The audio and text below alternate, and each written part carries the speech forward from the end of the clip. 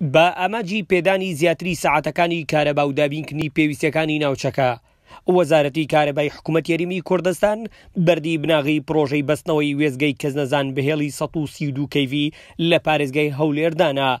لە مەراسیمی دانانی بەردی بناغەکەشدا وەزیری کارەبا ڕایگەاند ئەم پرۆژەی گرنگ و استراتیژی وەزارەتە لە ماوەی 2 مانگدا بە بڕی 460 ملیۆن دینار جێبەجێ دەکرێت. جیا لەماش لە بەرنامەی وەزارەتمەندایە 11 وێزگەی دیکەی کارەبا لە ناوچە جیاجیەکانی هەولێردا بندرێت. بە تەواوبوونی ئەم پرۆژانش دەکرێن بڵێن کێشەی کەمی کارەبا چارەسەر دەبێت.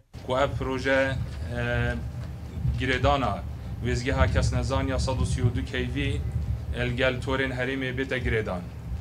بەرێزان ئەف وێزگەها کول تەنیشتامەیە دیار بەری 2 ساڵە ئەف وێزگە هەبدیمایی کاتیە وشیانێت 126 مێگاواتێت کارەبێ هەیە کو بۆ دەبێرێ بێنە بەڵاوەکردن جبەر و هێلا یا 132 kV هەتان کە نەگەهشت بووێ لەومە ئەڤرومە فەردی کو بەرێ بنیاتی بوو ئەوی پرۆژەی بێتە دانان ئەو ژی لای کۆمپانیا دلسۆز و کو دێتە ئەنجامدان بگوژمێ 462 ملیۆن دینار بۆ هاتنە تەرخانکردن و ماوێ پرۆژەی ژی دو هەیڤن ئومێدن و داخوازێش بێ کۆمپانیەتکەن کو ئەواتشیان دابیت جیترین وەخت ئەف هێلە دیماهیک بیت و دا ئەف وێزگەها بکەفتە خزمەتە خەڵکی مەدا.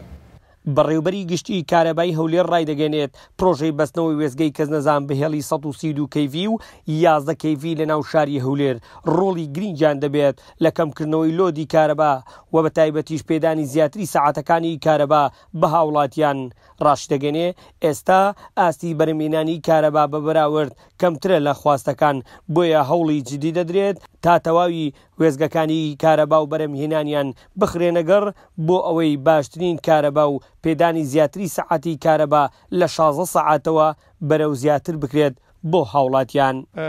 پرۆژەی بەستنەوەی وێزگەی 132 kV کەسنەزان زیاتر نزیکەی 2 ساڵ دەبێت تەواو بووە، بەڵام بەداخەوە بەهۆی قەیرانی داراییەوە لە ماوەی ڕابردوو لە بەهۆی نەبوونی بودجە نەتوانرا ببەسترێتەوە بەهێڵی 132 kV لۆ ئەوەی وێزگەکە بەکار بخرێت. خۆشبەختانە دوای هەوڵی هیمەتێکی زۆر لە ئاستی سەرۆکایەتی حکوومەت لە ئاستی وەزارەتی کارەبا توانرا بودجەی لۆ دابین بکرێت. ئەوە ئێستا کە بەردی بناغی لۆدانرێت لە ماوەی 2 مانگدات بڕیارە تەواو ببێت بە جۆرەی ئەو گرێبەستەی کە هەیە لەگەر کۆمپانیای جێبەجێکار ئومێد دەکەین کە لە کاتی خۆیدا تەواو ببێت. بێگومان بە بەستنەوەی ئەو وێزگەیە بە هێڵی 132 kV و هەروەها لە هەمان کاتیشدا دەرهێنانی فیدەرەکانی 11 kV لەو وێزگەیەوەکە ئەویش بودجەی خۆشبەختانە بودجەی لۆ دابین کرایە لە ماوەیەکی نزیکدا ئەویش دەکەوێتە واری جێبەجێکردنەوە. داتا و زانیاریەکانی وەزارەتی کارەبا ئەوە دەگەنن لە ئێستادا خواستی هاوڵاتیان بۆ کارەبا 1950 مێگەواتە، بەڵام لە بەرامبەردا لە ئاستی بەرهەمهێنانی کارەبادا تەنیا 1000 مێگەوات کارەبایە. بۆیە لایەنە پەیوەندیدارەکان و تەنانەت وەزارەتی کارەباش داوە لە هاونیشتیمانیان دەکەن هاوکاریان بن بۆ ئەوەی لە ئاینیەکی نزیکدا ئەو کێشە درێژخایەنەی کە پێی دەوترێت کارەبا تا ئاستێک چارەسەر بکات. هەریات کەریم گەلی کوردستان، هەولێر.